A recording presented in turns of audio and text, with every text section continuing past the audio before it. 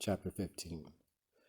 Now when these things were done, the word of the Lord came to Abram by a vision, saying, Fear not, Abram, I am thy protector, and thy reward exceeding great.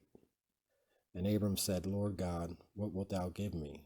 I shall go without children, and the son of the steward of my house is this Damascus Eliezer. And Abram added, But to me thou hast not given seed, and lo, my servant born in my house shall be my heir. And immediately the word of the Lord came to him, saying, He shall not be thy heir, but he that shall come out of thy bowels, him shalt thou have for thy heir.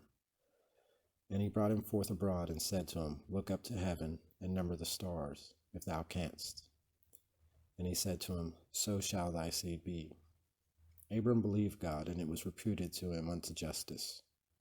And he said to him, I am the Lord who brought thee out from Ur of the Chaldees, to give thee this land, and that thou mightest possess it. But he said, Lord God, whereby may I know that I shall possess it? And the Lord answered and said, Take me a cow of 3 years old, and a she-goat of 3 years, and a ram of 3 years, a turtle also, and a pigeon. And he took all these, and divided them in the midst, and laid the 2 pieces of each one against the other, but the birds he divided not. And the fowls came down upon the carcasses, and Abram drove them away. And when the sun was setting, a deep sleep fell upon Abram, and a great darksome horror seized upon him. And it was said unto him, Know thou beforehand that thy seed shall be a stranger in a land not their own, and they shall bring them under bondage, and afflict them 400 years. But I will judge the nation which they shall serve, and after this they shall come out with great substance.